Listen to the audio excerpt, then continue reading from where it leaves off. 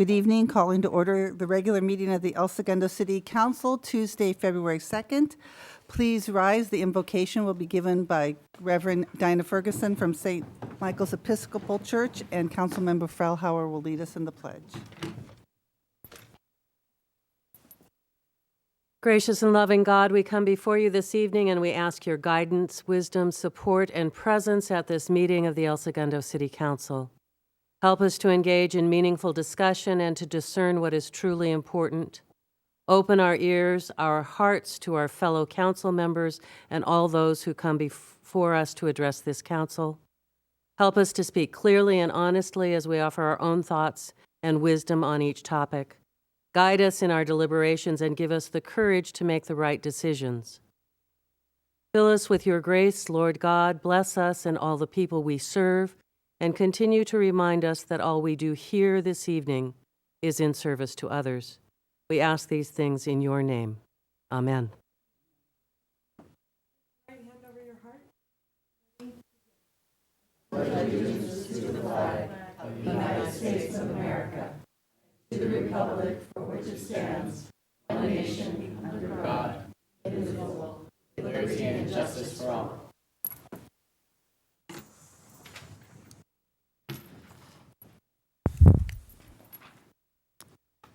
Thank you. We have no presentations this evening, so Madam Clerk, roll call. Councilmember Atkinson? Here. Councilmember Dugan? Here. Councilmember Fellhauer? Here. Mayor Pro Tem Jacobson? Here. And Mayor Fuentes. Here.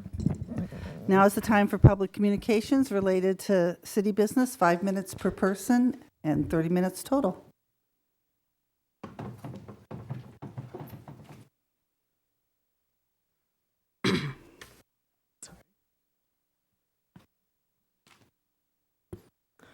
Mayor Fuentes and honorable city council members, coming to El Segundo on March 5th is the 29th annual Arbor Day celebration. My name is Fernando Aguilar, and I am a Tree Musketeers youth manager at. We at Tree Musketeers invite you to our biggest Arbor Day celebration this year, where volunteers, small and tall, can get their hands dirty and help this community leave less of a carbon footprint. This day of environmental service signifies our relationship with this city and Tree Musketeers for your support for the last 29 years.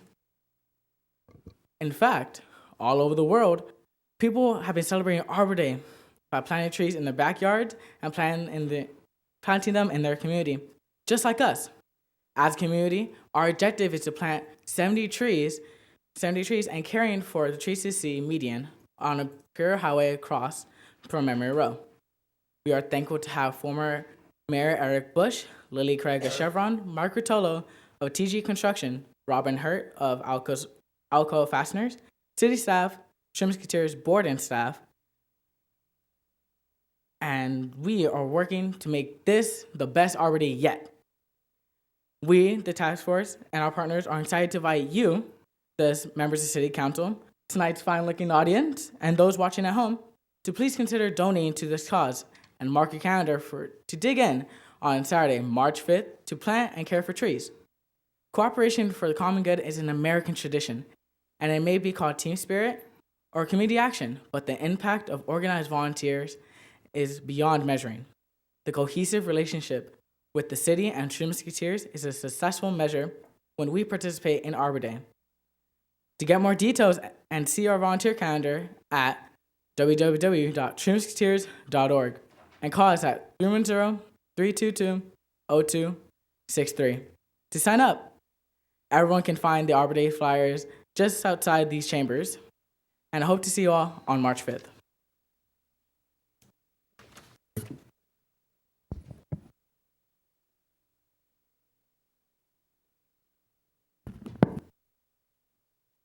Hi. Good evening, Mayor and council members. My name is Jim Latta. I'm here as a resident. And I just wanted to talk a little bit about our increase in the homeless population in our city. And, you know, I think across the county it has increased significantly. And I know the last count we had 15 people, which doesn't sound a lot. But I think the increase is due to the closing of 23 of the 63 LA County courts. And whether council knows that or not, the cities that had their own courts are now taking their homeless and criminals to the El Segundo court. And if there's no transportation, they're left there and they stay in our community until, they get arrested again or they're able to get a bus transportation. So what I'm here to suggest is we could simply be at the courts and provide people bus trip home to wherever they came from. We could provide other services. I know some of our other communities work locally here with people assisting the homeless. It's a shelter. There are vouchers with the VA. There's a lot happening. And even on LA County, they recently, the LA County Civil Grand Jury just came out with an IR interim report, and they're tasking all the cities of LA County to do more. So I'll leave this with the city clerk. And where I work in another city, this is what I do, and so I'm happy to help out if there's folks here that want to help. I spoke to some of the police officers. I'm going to try to talk with our community liaison police officer, but I think at the very least we should be doing something to have a plan in place, and whether that's a couple of shelter beds, resource. I just know 5 years ago or even 3 years ago, you wouldn't see homeless folks in our park. And now I can't even go to Ralph's without being panhandled by all kinds of people. So anyways, if I can help, I'd happy to, and I'll leave this with City Clerk. Thank you.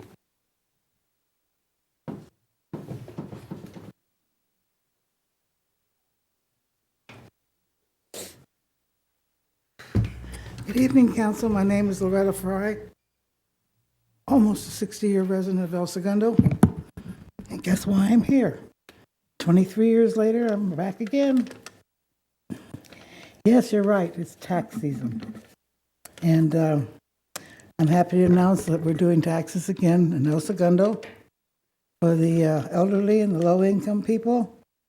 The reason I'm popping up tonight is that the IRS have some changes, and I think that we just got notification this morning before we started doing the taxes that the people need to know. What you need to know is you call the Joslin Center to make an appointment. That's the same.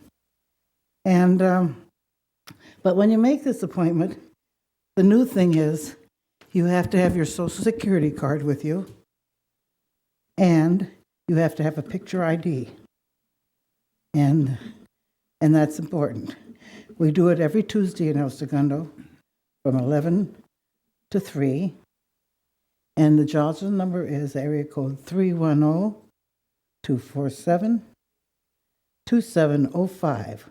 Once again, 310-524-2705.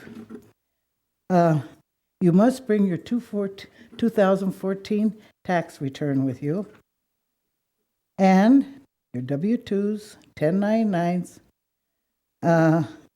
Social Security income, retirement income for year 2015. It's important that you do call the Joslin Center to make the appointment. I also want to go beyond that tonight. I got to tell you, I have absolutely admiration for the people that work at our Joslin Center. They have done a fantastic job with us every year. And when the short notice came up today and I went in to talk to them to do it, they stepped right up. They sent out notices, email notices to the people who answer the phones to tell them when they call for a reservation for this additional information they need to bring in, which puts a load on them that they normally don't have.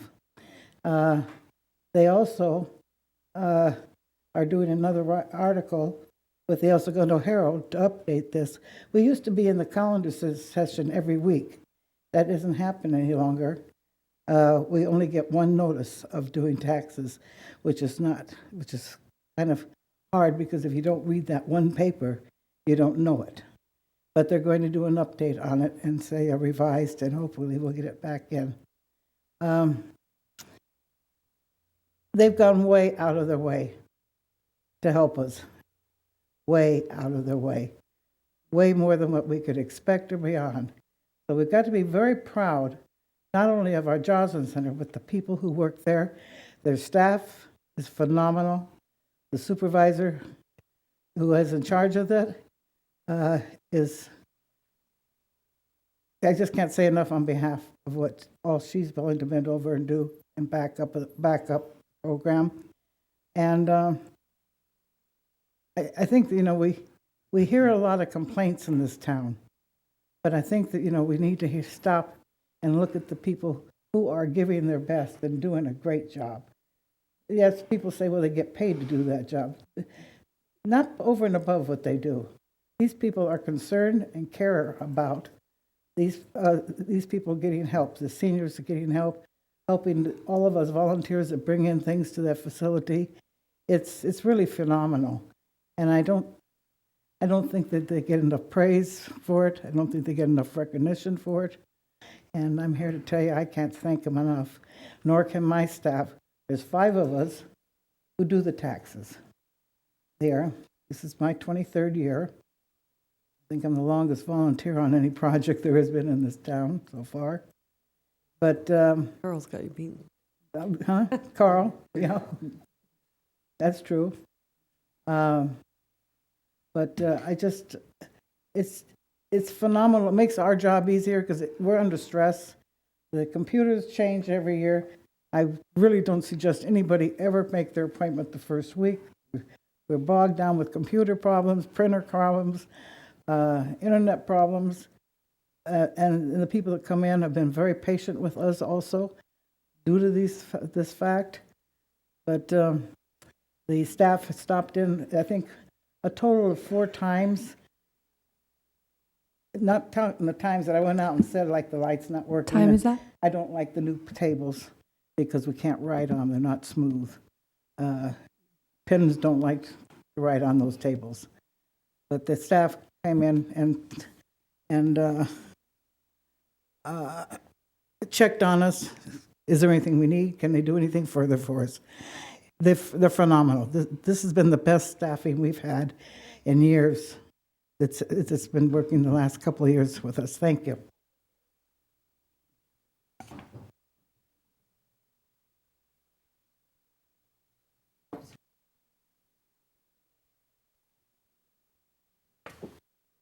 Antonio Mendez, 408 Standard Street.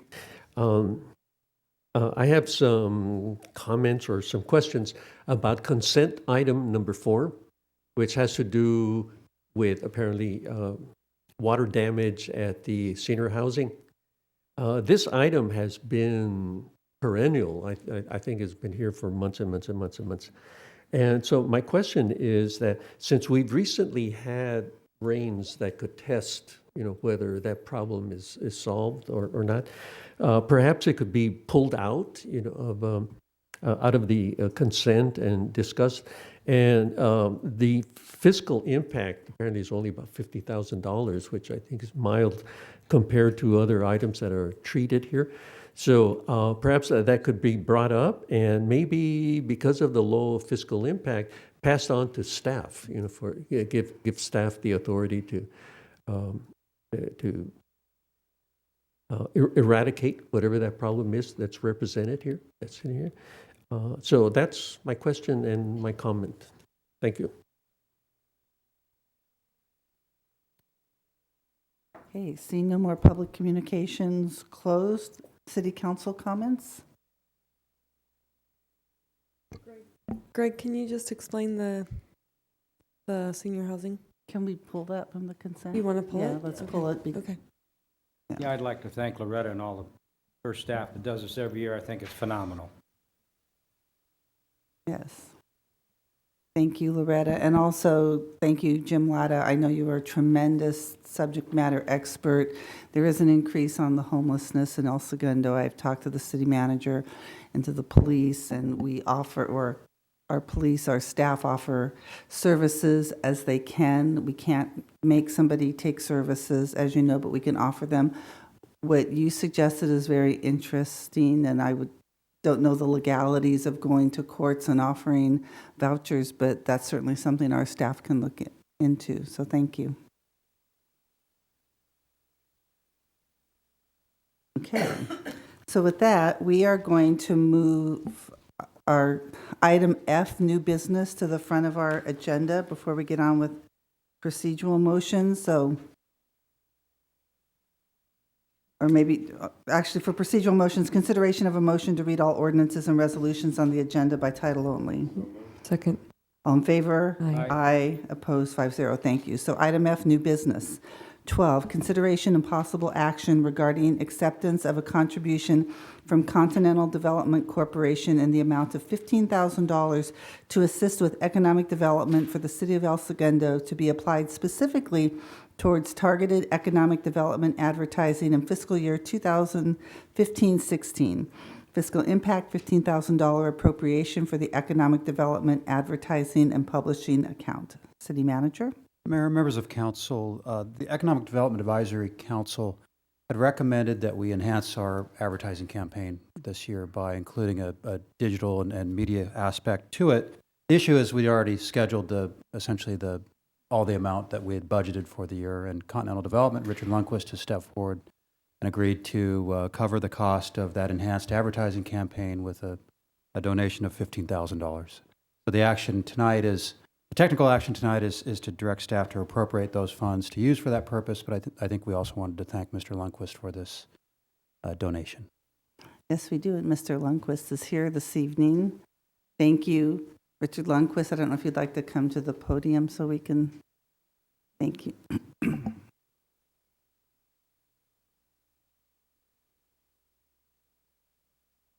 So, Mr. Lundquist is the president of Continental Development Company. He is the most generous man I know. He's not just generous to El Segundo, he's generous to Los Angeles and the LA Unified School District. You are always the first person to step up when there's a need in El Segundo, be it with our city, economic development, our schools. You are an example of selflessness and generosity, and on behalf of the council, they might want to say a few words also, but thank you, sir, for once again serving the city of El Segundo.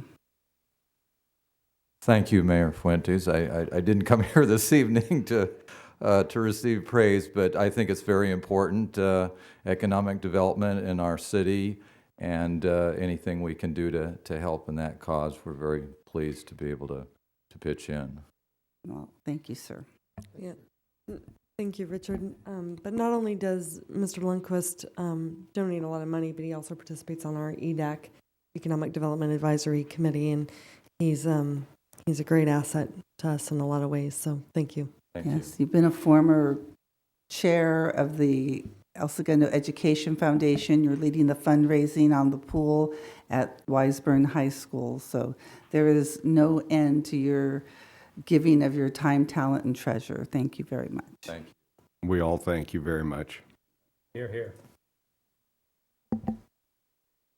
Thanks you to Sherry too, by the way. So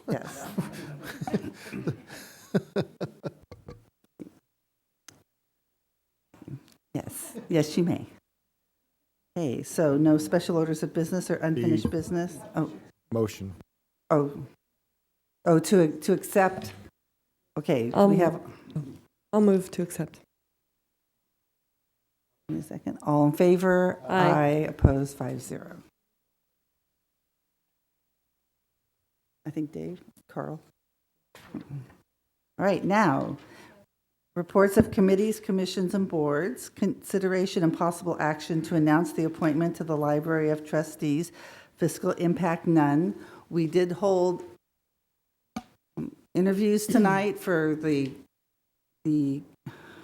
Library Board of Trustees, and we selected Jane Pimlott for a partial term through June 30th, 2016, followed by a full term to June 30th, 2019. So thank you, Ms. Pimlott, and everyone else who is interested in serving on a board. There'll be more opportunities for people who'd like to get involved, and those are posted on our city website, and also you can always call Mashia Jennings at 310-524-2302 and find out what's available.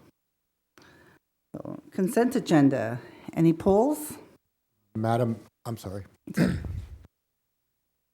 Oh, Madam Mayor and Council, the staff is going to delete item E8 and we'll bring it back at a future meeting.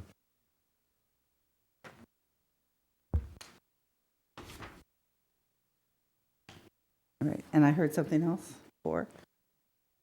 Okay. Are there any other polls? No. Do I have a motion to approve item 2, 3, 5, 6, 7, 9, 10, and 11? So moved. All in favor? Aye. Aye. Opposed, 5-0. Thank you. Mayor Pro Tem Jacobson, item 4. Mark, could you explain the ruling on how we have to put the emergency things on the agenda? This project arose based upon an emergency that didn't allow for the normal public works bidding process. And so at that time, determination was made by the Public Works Director, then it was brought forward for the council to ratify that. And when we're in this, until the project is completed, while we're in this process, we're required to put this on the agenda every meeting and update the council on, keep it on the council and keep the public updated on the status. If you want to know more about the status of the project itself, you need to ask Ms. Katsouleas. Go ahead. Yeah.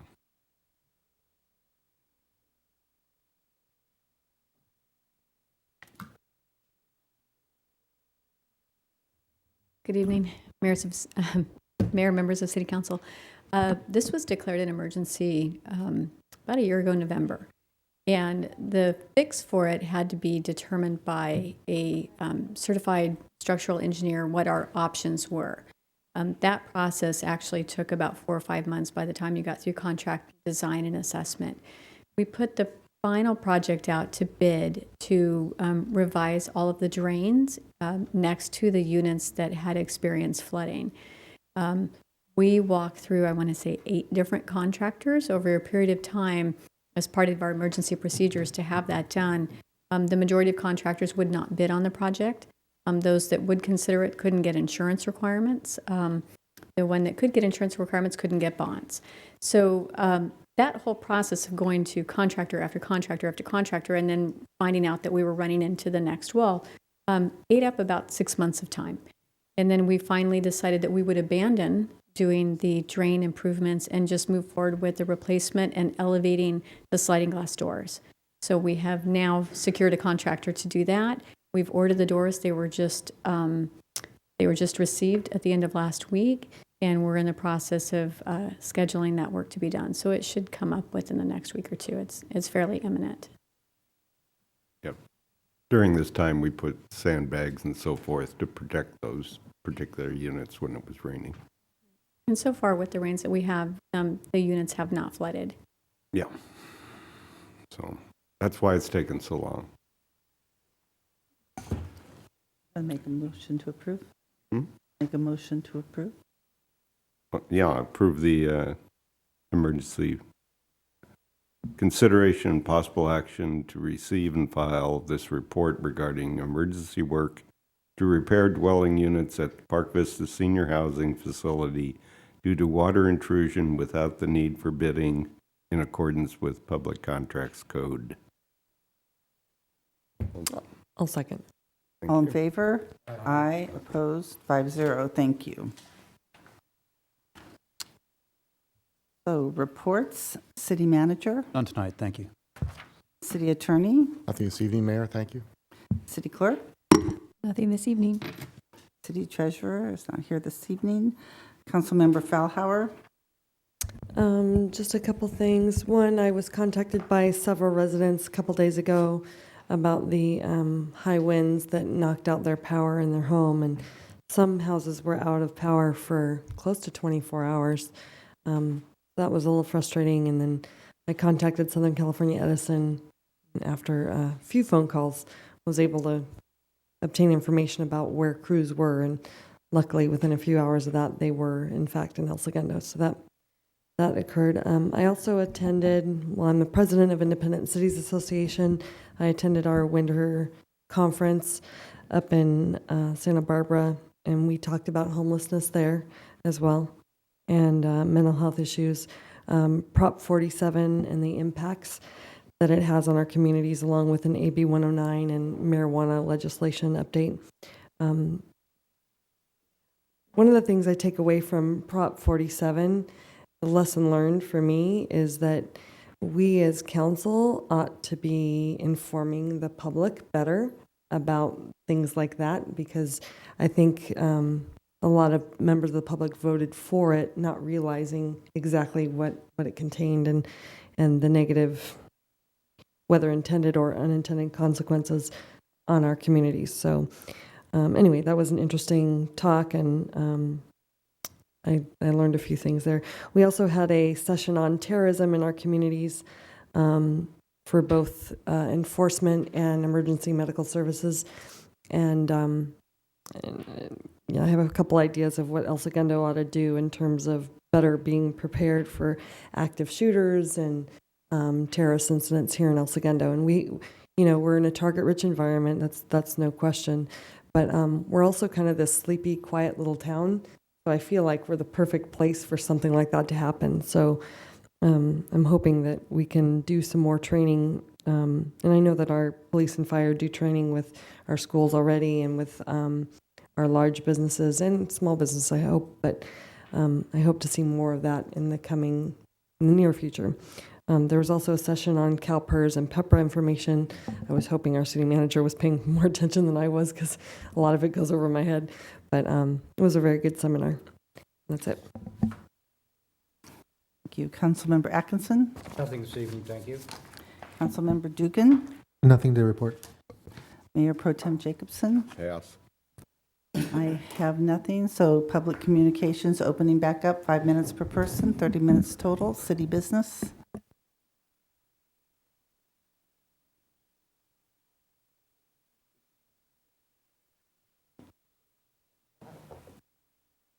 Good evening. My name is Jack Axelrod, resident of El Segundo for 14 years. I live in an apartment at 317 Richmond Street. I'm accustomed, as you know, I usually begin the few times that I've spoken to you with praise and compliments for the city council and the assiduity with which they ensure the fiscal health of the city. That's terrific, and those whatever compliments I may have made, I think I made them, were sincere. I suppose at the back of those compliments was this futile hope that your modesty would say, oh no, we don't deserve praise. There's a lot of stuff that we could be doing that we don't do. But that is futile. When I compare myself to Martin Luther King or Helen Keller or Gandhi or Rosa Parks and numerous others, I find myself very much lacking in courage and persistence. That said,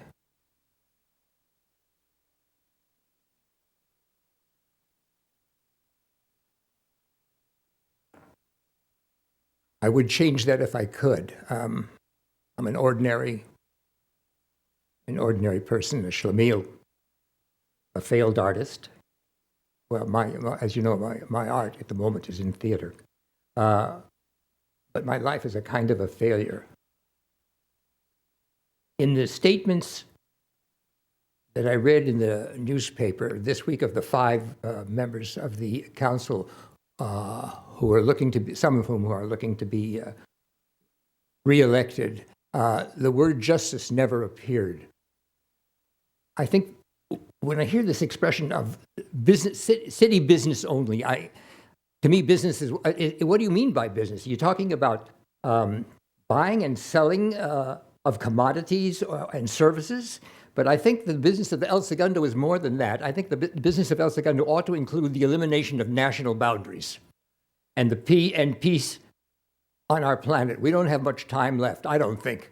I'll be 100, if I live to be 100, I'll be 114 years. I don't know if the planet is going to survive for another 14 years. I hope it will, although I think that hope is probably a symptom of my mental defect.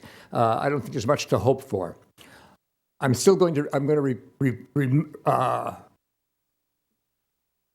to suggest again that you close the Chevron refinery. The Chevron refinery is poisoning us. It's poisoning the world. I don't know how many of you have ever read Upton Sinclair's book in the 20s, a novel called Oil, in which he outlines the purchase of the United States government by the oil industries. It would be worthwhile reading for all of you. And I hope you would do so. You all must know who Upton Sinclair was. Well, maybe that's enough of that. Anyway, I thank you for your attention. I thank you again for your sincere attempt to improve this, or to defend the city. But I'm suggesting that we need to do more than that. I don't do anything. I've never tried. I've never set myself up for an election. I'm much too shy. Well, I don't know why, but I'm much too shy. I dispraise myself for my lack of courage. But I do speak to you. All right, before I finish, while I'm still thinking about it, there was a comment at the last meeting about not enough people. Well, you didn't say not enough people, but very few people show up for these meetings. I think it would be terrific if a lot more people showed up for these meetings. And I'm going to suggest that you offer a coffee service. And what could it cost? What, $30, $40 a week? And even if nobody drinks the coffee, so what? That might bring in more people to these meetings. And I think it's important that more people do come and attend these meetings. And again, I thank you for your attention.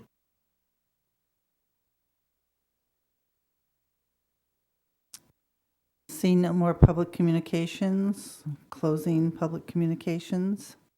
Council comments?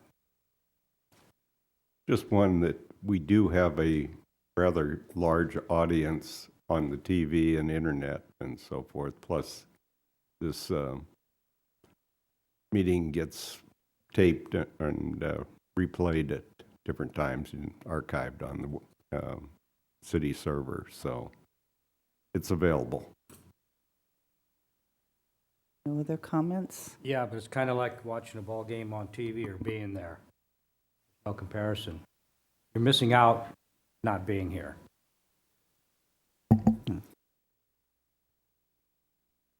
Okay, no more comments. Well, with that, we are adjourned, 7:32.